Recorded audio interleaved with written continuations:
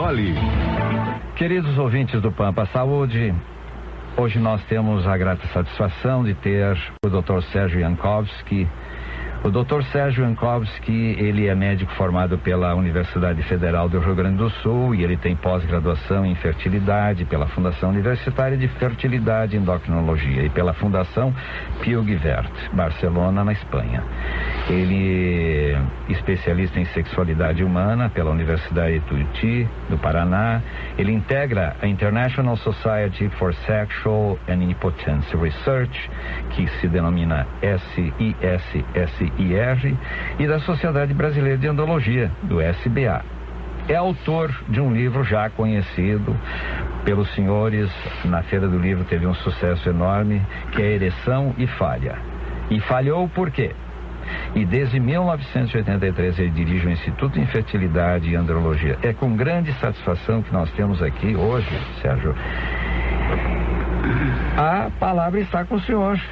Muito bem, doutor Leme. Muito obrigado. É uma satisfação para mim comparecer ao teu programa.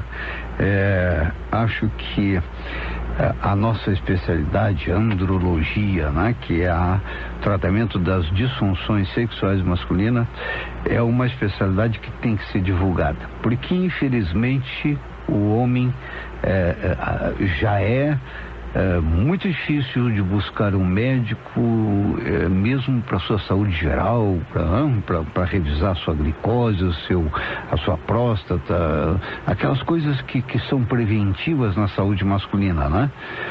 Quando se trata de sexo, então, é um terror, né? Para tu conseguir sentar na frente de um médico e dizer, doutor, eu não estou funcionando bem, a média que esses pacientes me chegam no consultório é 4, 5 anos de dificuldades sexuais. Alguns já perderam o casamento, outros perderam a namorada.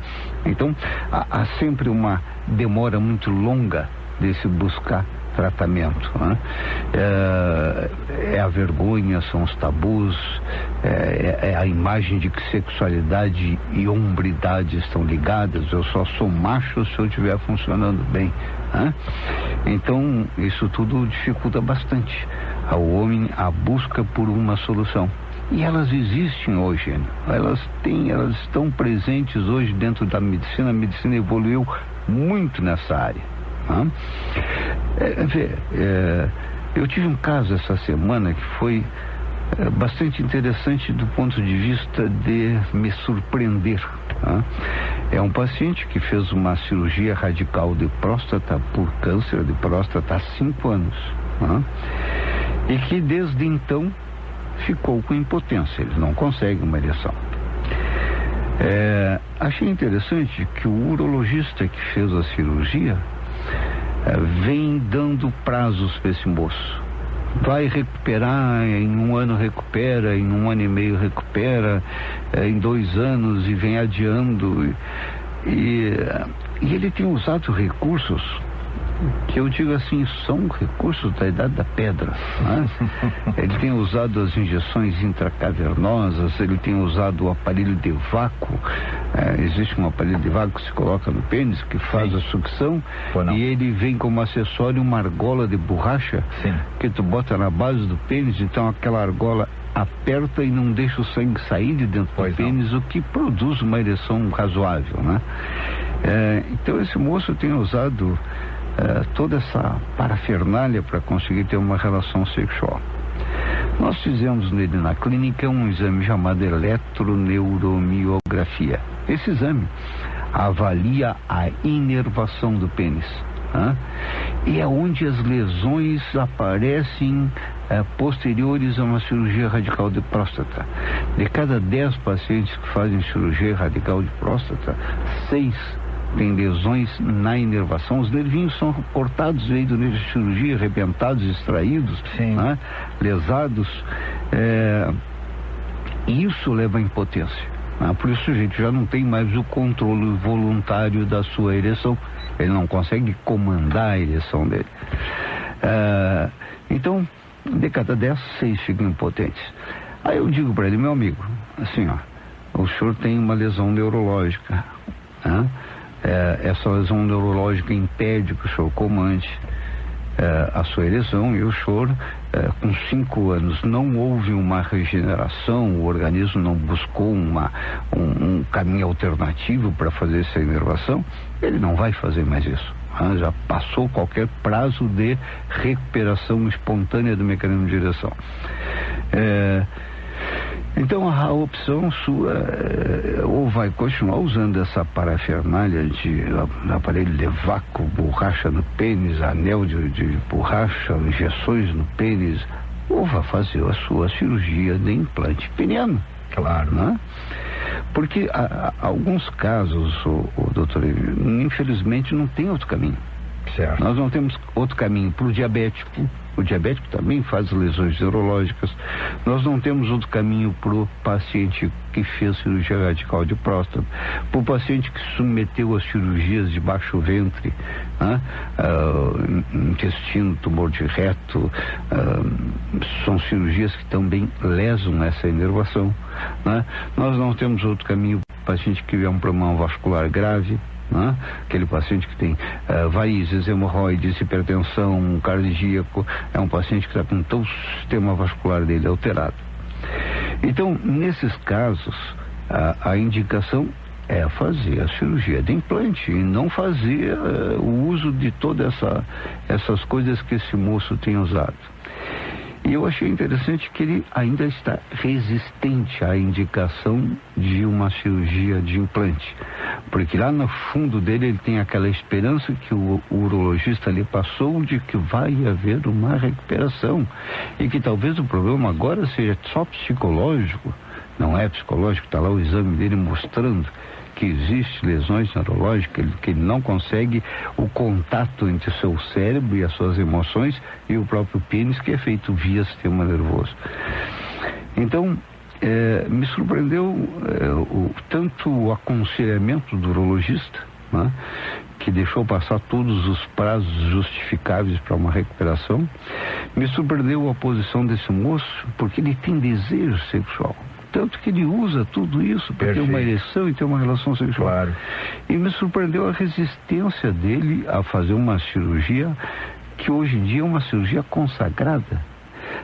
Nesses casos em que eu te citei, diabético, cirurgias de próstata por câncer, problema vascular, problema neurológico, não tem outra solução. A solução é de duas, uma, ou tu vai ficar sem vida sexual, então tu vai combinar com a tua parceira, a tua esposa, ela diz, olha, terminou a nossa vida sexual, agora nós vamos ser vovozinho, vovozinha e deu. É uma opção que alguns casais têm. Sim. Mas a maior parte dos homens, para a grande maioria, quase 90%, o desejo sexual persiste até os seus 90 anos. Perfeito. Até os seus 90 anos, até o fim da sua vida, lá dentro dele tem aquela coisa de querer fazer sexo. Exato. De exercer o papel masculino dele. Tem isso. Ora, se tem, por que não fazer a cirurgia de implante? Que eu volto a assistir a uma cirurgia consagrada, uma cirurgia com 98% de índice de sucesso. Então, a resistência à cirurgia tem a ver com os mesmos tabus que dificultam a ida a um consultório, tem a ver com algumas histórias que são feitas por alguns, infelizmente, colegas urologistas, que o implante destrói o corpo cavernoso, não permite uma ereção satisfatória, as sensações são diferentes. Não são. As sensações são as mesmas do indivíduo com implante ou sem. A única exigência do implante é que ele tenha desejo, tesão, vontade de fazer sexo. Porque no momento em que ele tiver esse desejo, essa vontade de fazer sexo, ele vai fazer o preenchimento do que fica de espaço, porque quando se coloca o implante, nós nos preocupamos de colocar o implante equivalente, com tamanho equivalente a 80% do tamanho do corpo cavernoso. De tal maneira que se lhe sobram 20 para serem preenchidos por sangue. Esse preenchimento desses 20% de espaço pelo sangue que é levado ao pênis pela sensação de tesão, de desejo do indivíduo, faz com que o implante desapareça. né? Então, praticamente, o indivíduo com tesão, com desejo, ele colocou o sanguezinho embanando do pênis, o implante some. O implante faz o papel dele, que é o quê? Ocupar 80% do espaço do corpo cavernoso. A partir daí, se o sujeito preencher os 20%, nós vamos ter uma ereção normal, mantida, demorada, e suficiente para uma relação sexual boa entre ele e a sua parceira. E é o que a gente vê no dia a dia.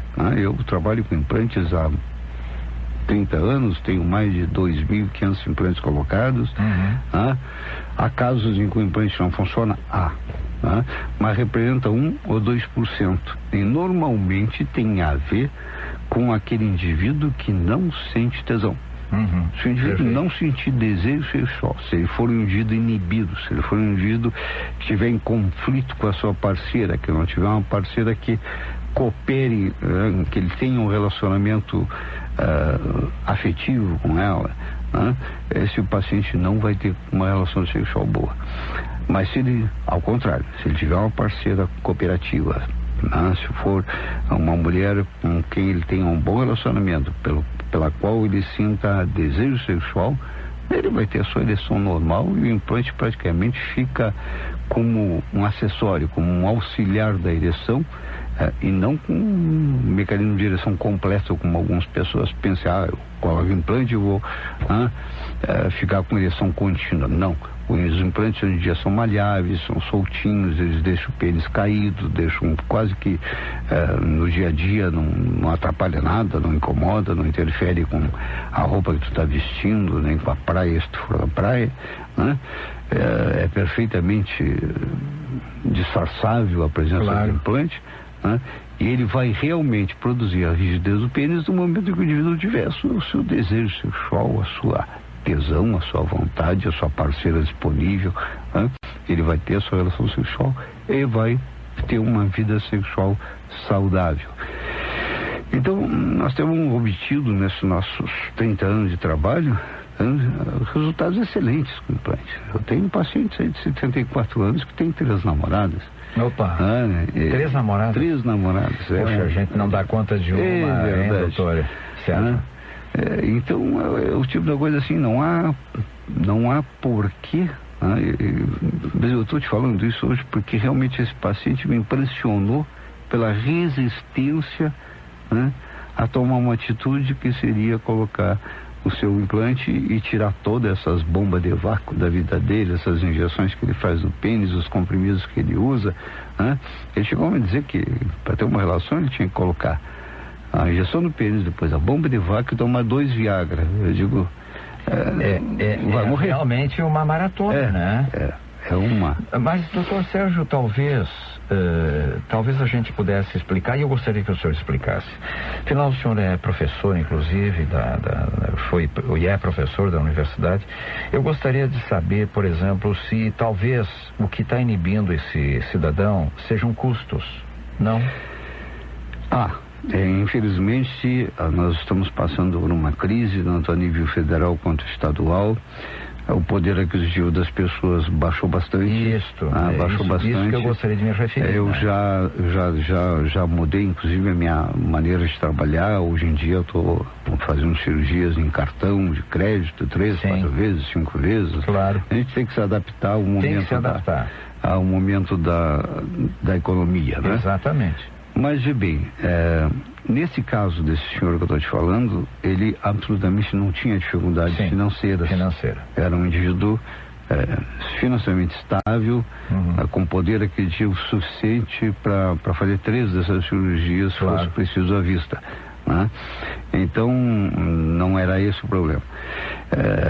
Do ponto de vista financeiro, realmente há uma dificuldade bastante grande. Nós colocávamos até 2, 3 anos atrás os implantes infláveis, que são os implantes de 3 vias da Coloplast, são implantes americanos e que são bem mais caros. Claro. Então nós colocávamos 2, 3 por mês, apesar do preço, que sempre foi o implante mais caro deles. Atualmente eu estou colocando 1 a cada 3 meses. Então diminuiu bastante o poder aquisitivo em geral das pessoas, então elas acabam optando por implantes de menor preço. Mas apesar disso, eu ainda digo assim, a parte financeira, as pessoas dão jeito. Sim. Se tu estiver em casa, hoje ainda atendi um paciente que tem 68 anos, casado com uma mocinha de 46. Opa! É uma mocinha ela, né? Opa, ela tá com tudo. Então eu digo assim, é uma pessoa que infelizmente tem uma doença de peronia, meio do pênis dele tem um caroço, uma fibrose que está deixando o pênis torto quando ele vai ter ereção. E ele vai ter que dar um jeito de corrigir isso, para que ele possa ter uma vida sexual com a sua esposa mais jovem. Claro. Então esse cara é um indivíduo que não tem um grande poder aquisitivo. Sim. Mas acho que a motivação dele por ter uma parceira mais jovem vai fazer com que ele se mexa. Ele vai arrumar um empréstimozinho aqui, ou um empréstimozinho ali, vai falar com o filho, com certeza. Aí, ou ele vai conversar comigo, vai dividir aquilo em 3, 4, 5, mas ele vai acabar fazendo a cirurgia dele porque ele é um paciente que está motivado para isso. Claro. Então acho que quando há motivação, quando tu realmente dá importância para a tua vida sexual, ou seja, eu quero ter uma vida sexual, a parte financeira a gente dribla daqui, dribla dali, busca um pouquinho lá, um pouquinho aqui e acaba fazendo o que tem que fazer. A gente corta alguns gastos que são supérfluos e investe naquilo que é importante, e a vida sexual de um paciente, eu pelo menos convivo com isso dia a dia, homens desesperados para retomarem a sua vida sexual, e é uma coisa que faz parte da vida do homem, eu até digo meus pacientes colorido. mais idosos, que aquilo que colorido da vida. Exato, e prolonga a vida. Prolonga. Com certeza. O indivíduo que se acomoda nesse papel de vovozinho, vovozinha, sim, tende a morrer cedo. Mas com certeza. Porque no fundo dele a depressão bate, ele tem um estado de espírito muito mais depressivo, a vontade de viver dele é menor. Então a tendência, infelizmente, é uma vida de pior qualidade e mais curta. Eu tenho notado.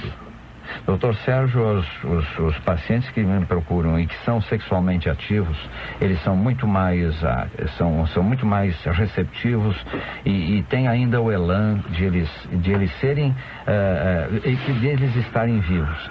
Sabe que me disse um colega? Um colega disse assim, que ele se referiu isso numa reunião de turma. Olha bem, ele disse assim: Enio, a minha esposa não se interessa mais sexualmente.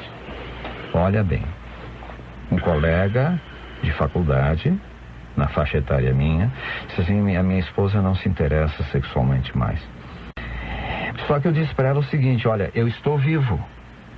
Ele quis dizer, eu sexualmente, eu tenho vontade.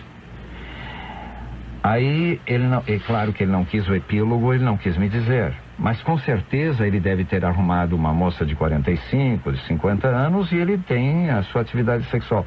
Então, eu acho que tu toca, Sérgio, num ponto fundamental, o ponto crítico, naquele ponto do fulcro em que nós, no momento que a gente perde o interesse sexual, para muitas pessoas, perdeu-se o sentido da vida.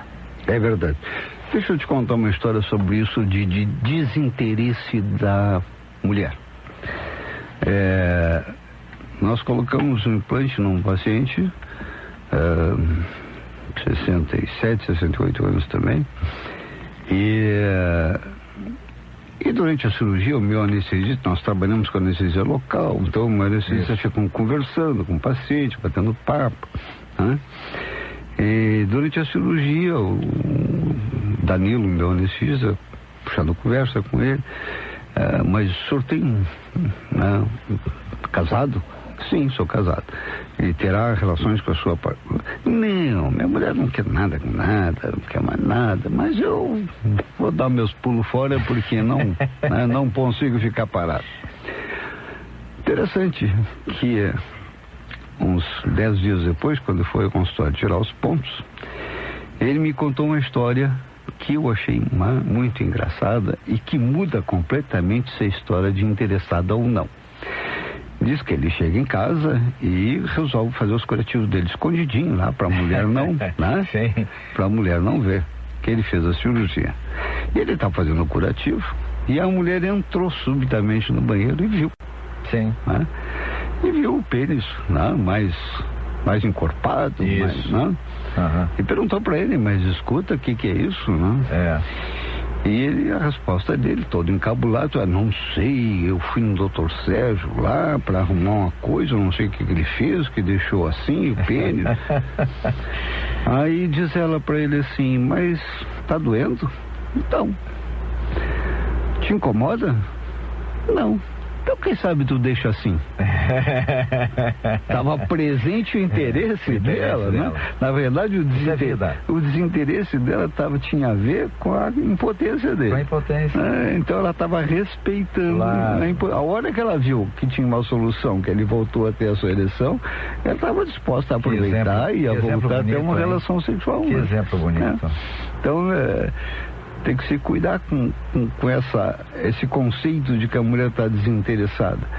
Muitas vezes o desinteresse dela tem a ver até com o fracasso das relações, né? O marido vai tentar e não consegue, vai tentar. Ela acaba em respeito aos sentimentos do marido, né?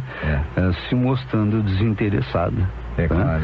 Mas nesse caso, por exemplo, foi bem típico a mudança de comportamento dela a partir daí. Não, deixa assim e vamos aproveitar, né? Claro. Porque o interesse dela continuava presente.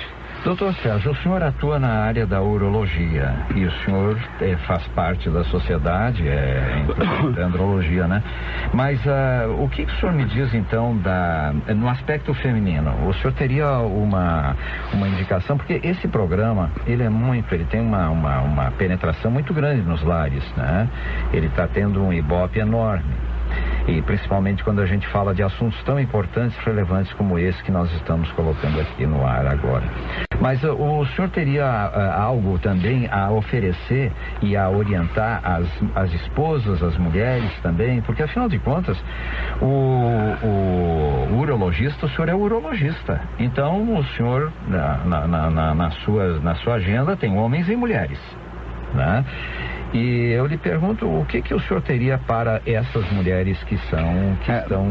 Na verdade, assim, infelizmente a medicina, ela buscou muita informação e inovou bastante no conhecimento do mecanismo de ereção masculino. E infelizmente na área feminina, os avanços foram muito pequenos. Se sabe hoje em dia que o uso de testosterona na mulher melhora a libido, testosterona em pequenas quantidades. Claro. Mas ainda se valoriza muito o aspecto emocional da mulher como causa de disfunção sexual feminina. Sim. Então, eu trabalho no consultório com um psicólogo, doutor Rodrigo Brito, que faz a parte de psicoterapia, tanto de homens quanto de mulheres. E trabalho com a doutora Maria Inês Saraiva, que é ginecologista.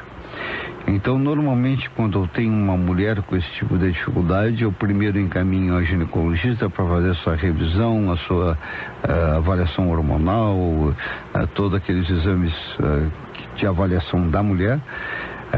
E depois disso, então, encaminhamos ao psicólogo para fazer o tratamento psicológico. Mas ainda estamos centrados, assim, a maior parte das informações que tem a respeito da libido feminina é de que essa libido está ligada ao estado emocional dessa mulher. Então, no momento em que se consegue colocá-la em psicoterapia, em tratamento psicológico, ela vai examinar o porquê dos bloqueios dela, o porquê que a libido diminuiu, o porquê do desinteresse, né? E vai trabalhar com um psicólogo motivações para que a vida sexual se ative novamente. Temos tido um relativo sucesso, embora eu seja franco contigo, a incidência de mulheres em busca disso, até mesmo porque os recursos são bem menores, é muito baixa, né? É muito baixo. Só temos 100 homens, uma mulher estaria no meio desses 100 homens. Né? Então a incidência de busca por tratamento na área de sexualidade feminina é muito baixa. A mulher, ela ou se dispõe a fazer sexo mesmo sem libido, ou ela se nega completamente a fazer sexo, mas ela toma atitudes que estão ligadas às emoções e aos sentimentos dela e justifica essas atitudes por esses sentimentos e por essas emoções, né? Eu já tive mulheres que suspenderam a cirurgia do marido que ia fazer, porque o marido estava fazendo escondido, e ela suspendeu porque ela preferia ficar sem vida sexual a deixar o marido ativo e com risco de que ele tivesse outras parceiras, né? O ciúmes predominou em função da... o ciúmes apagou a vida sexual dela. É melhor o indivíduo sem ereção e só dela, do que com ereção e podendo ter outras parceiras. Então a mulher, nós estamos lidando com ela dessa maneira: ginecologista, doutora Maria Inês Saraiva, para fazer a sua avaliação ginecológica, e o doutor Rodrigo Brito para fazer a parte de terapia sexual. Nós estamos com o Dr. Sérgio Jankowski. O Dr. Sérgio Jankowski, ele é médico formado pela Universidade Federal do Rio Grande do Sul, e toda essa bagagem, essa experiência que ele tem em implante do implante que o senhor chama de implante peniano, ele tem tem milhares de cirurgias feitas. Então a gente tem que aproveitar a oportunidade, porque eu acho, como ele falou, eu acho que nós homens precisamos ter, é uma chama que mantém vivo nós homens, é a chama sexual, é essa vontade de ter essa libido que a gente tem, que isso é inerente a nós homens, né? E eu vejo também que as mulheres devem procurar, de uma certa forma, também a corresponderem. E isso existe tratamento, apesar que não tão hoje não tão cientificamente procurado, e medicamentos novos, inclusive para as mulheres despertarem também a sua libido, né? A gente vê que mais é os homens, mas nós temos que tratar essa situação das mulheres também com muita delicadeza, doutor Sérgio, também, e nós aqui no programa, a nossa audiência, ela é grande parte feminina, e que as mulheres entendam isso, que nós homens, nós nos sentimos muito mal mesmo, e parece que a vida termina quando a gente não tem mais essa e aí disponibilidade. O papel da mulher, né, doutor? O papel da mulher é se o seu homem, seu companheiro, seu parceiro estiver fugindo das relações sexuais, tendo relações ou tendo dificuldades nessas relações, peguem esse moço pela orelha e levem no médico. Exatamente. Porque, infelizmente, a tendência da maior parte das mulheres é enxergar isso com sentimentos do tipo assim: ele não gosta mais de mim, não gosta mais eu de mim, fiquei velho, eu tô gorda, eu tô isto, né? Ou ele tem outra. Né? Então, e nós no dia a dia do consultório, não é isso que se vê. Pelo menos 95% dos pacientes que vão lá vão em busca de uma solução para terem uma vida sexual ativa com as suas parceiras em casa. Né? Exatamente. Então, não levem para o lado pessoal, não fiquem se sentindo culpadas e responsáveis por um problema sexual do seu marido. Não é esse, a grande maioria dos casos, não é essa a verdade. A verdade é que ele provavelmente tem algum tipo de dificuldade, né? Tem algum problema de saúde, tem algum problema no seu mecanismo de ereção, ou algum bloqueio emocional dele próprio, né, que o está impedindo de ter as suas relações. Então, levem-no ao urologista, levem-no à clínica de andrologia, façam com que ele busque recursos, que ele procure uma solução. Nós estamos com o Dr. Sérgio Jankowski, que atende no seu consultório na Avenida Coronel Lucas de Oliveira, 15, terceiro andar, cujos telefones é 33329595, que é fax, e o telefone 33332369. Eu vou repetir: 3333-2369. É quase como um telefone de pizza. Doutor Sérgio, nós mais uma vez queremos agradecer a sua generosidade de estar aqui conosco e tenha certeza que o senhor é sempre nosso convidado, que o assunto é relevante e importante para a saúde da nossa população e nossos queridos ouvintes da Pampa. Nosso muito, muito obrigado. E eu que agradeço, doutor Enio, estou sempre à sua disposição. Precisando, nós estamos aqui. É importante para que a gente possa divulgar o nosso trabalho. Como eu te disse, essa área não é uma área em que o paciente busque recursos com facilidade, então poder falar a respeito é excelente. Muito obrigado. Muito obrigado.